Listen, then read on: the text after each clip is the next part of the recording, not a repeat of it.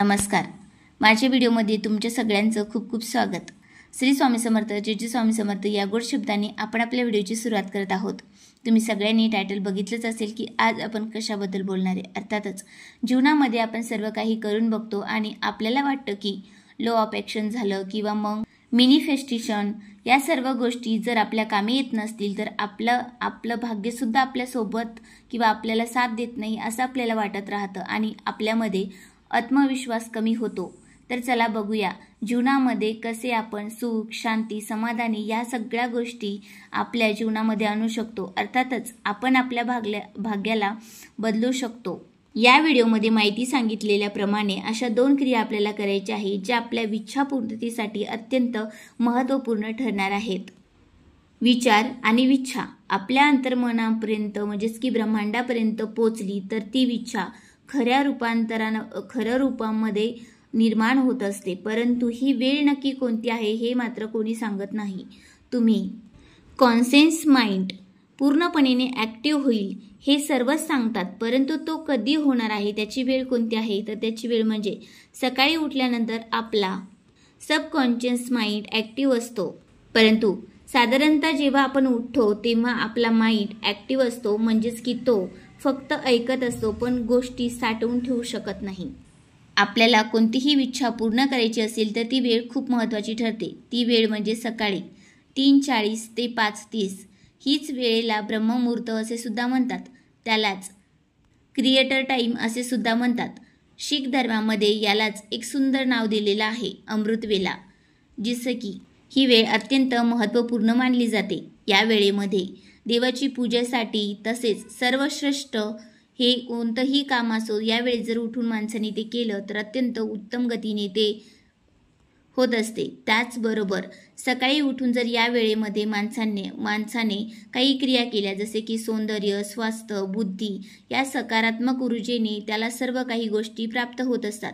शांती आणि समाधानी सुद्धा, कारण त्या वेळेमध्ये सर्व लोक झोपलेले असतात आणि एक वेगळी सकारात्मक ऊर्जा, वातावरण, ऑक्सिजनची लेवल सुद्धा खूप चांगल्या पद्धतीची असते. त्यामुळे आपण शांत मनाने कोणताही विचार केला किंवा कोणतीही इच्छा मनामध्ये ठेवली तर ती अर्थातच ब्रह्मांडापर्यंत लवकर पोहोचण्यासाठी मदत होते. त्याचबरोबर आपलं मन शांत आणि पवित्र असतं. असं म्हणतात की 3:40ला जे आहे सूर्यकिरण पृथ्वीवर असतात, म्हणजेच की आपल्या डोक्यावर जेव्हा सूर्याचे किरण हे धरतीवर येतात ते दोन्ही बाजूने एकाच जागेवर पडत असतात. त्यामुळे मनुष्याचे सिस्टम महत्त्वपूर्ण भूमिका बजावत असते किंवा एखादं ध्येयपूर्ण काम ते या वेळेत करू शकते.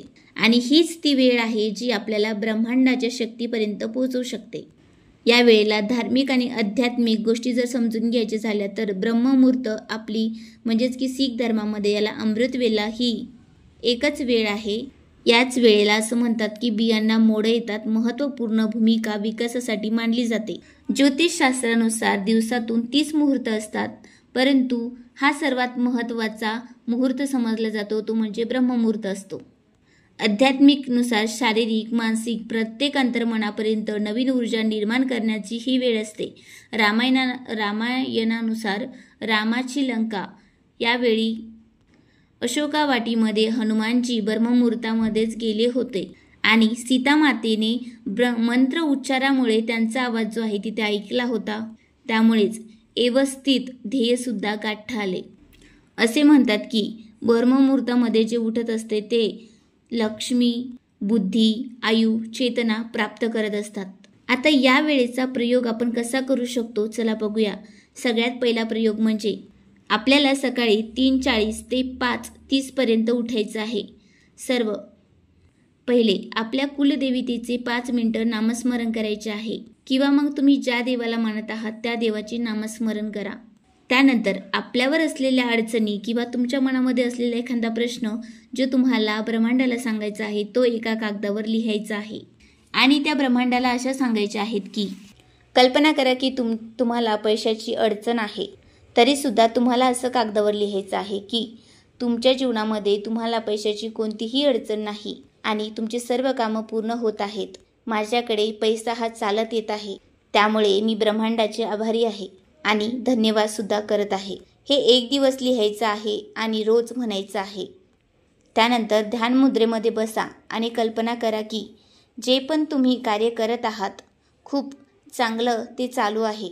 तुम्ही हे सगळं करत असताना जेव्हा तुमचे विचार सांगत आहेत तेव्हा या सगळ्या गोष्टी तुम्हाला अंतर्मनातून अनुभवायच्या आहेत. असं जर केलं तर ती इच्छा व्हायब्रेशन बनतं आणि ब्रह्मांडापर्यंत जाऊन पोचत असते. आता दुसरा प्रयोग.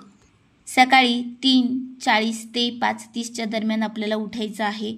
ब्रह्ममुहूर्तानंतर उठल्यानंतर आपल्याला सर्वात प्रथम आपण ज्या देवाला मानतो त्याचं नामस्मरण 5 मिनिटं करायचं आहे. कुलदेवी तिचंच नामस्मरण 5 मिनिटं करायचं आहे.